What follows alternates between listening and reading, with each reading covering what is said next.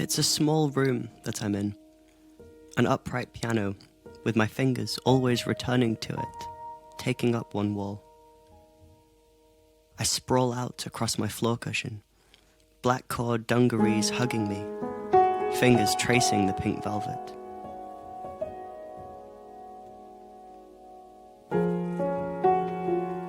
The smell of a new book and smoothness of sketching with new pencils take me back to not understanding things the first time, my brain stuttering as I stare at the blank pages.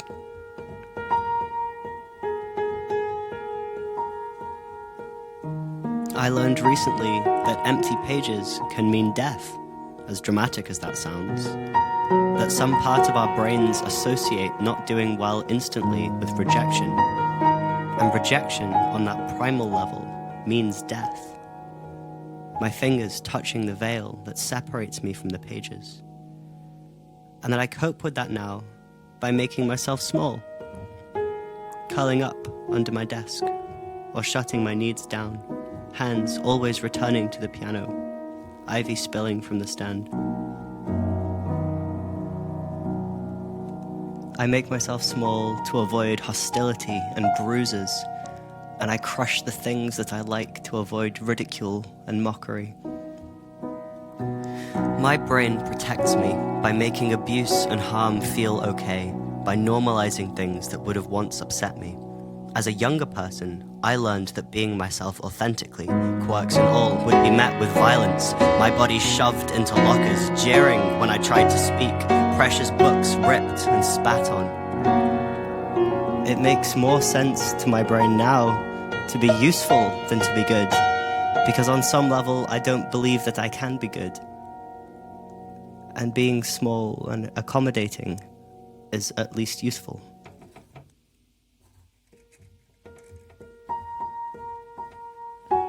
This is one of the most difficult things I have written, because I'm terrified of doing it wrong. As soon as I leave the piano, I'm scared that these lines I am drawing or these words I am saying are wrong, that the order of these things are wrong, that my perspective is wrong, that the way I hold my pen is wrong. I've been struggling with my artistic identity as well as my autistic identity, and as I stare at this empty page, it does look like death.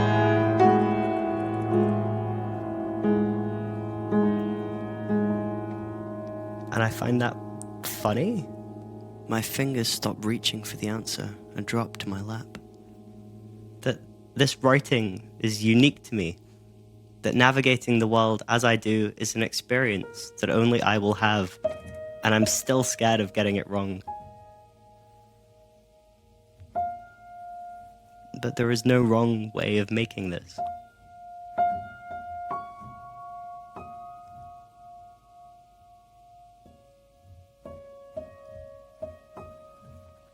My arm stretches out, and the brushstroke is broad. 5 thick sepia lines, untitled autism manual, spans the page. My finger quick to smudge the ink because it feels nice on my hands. The words flow like my hands do over the keys, the music pouring. I write the numbers out, saying to myself, Number 1, stop making yourself small. I draw 2 figures of myself, of different sizes, and smile. There's something about the wonky ink stick man that satisfies part of my brain. Number 2, make the sounds you want to make.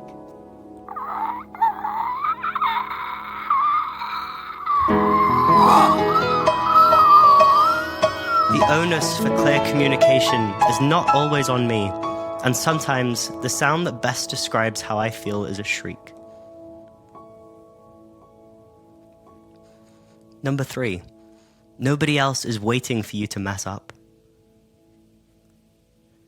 The high levels of anxiety that come with autism sometimes feel like a wave, and it's easy to feel like people are watching for that moment you slip. I think I feel this way so much because I struggle to imagine what other people are thinking unless they tell me directly. It's easy with poor mental health to assume the worst and to spiral quickly even when there's no threat. But nobody else is waiting for me to make mistakes.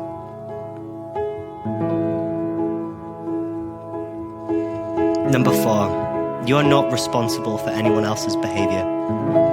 I find it hard to communicate a need if I think it might upset someone, and I've internalized that their reaction is my fault. This comes from a place of care, but it means I don't prioritize things that are important to me, for fear that other people think I don't like them. How people react to my needs when communicated calmly and clearly is not my fault. The ivy hanging next to the veil frames my words, and the ivy hanging from the piano frames my hands. Number 5, stimming is fine, actually. My hands twirl as I talk.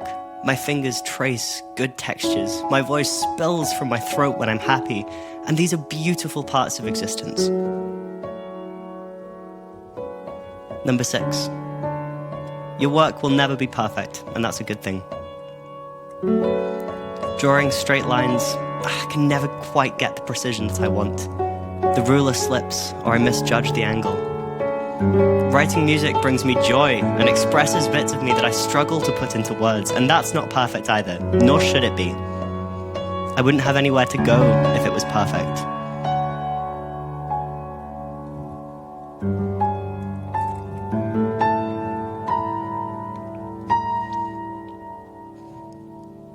It's a small room that I'm in, and I'm taking up one wall.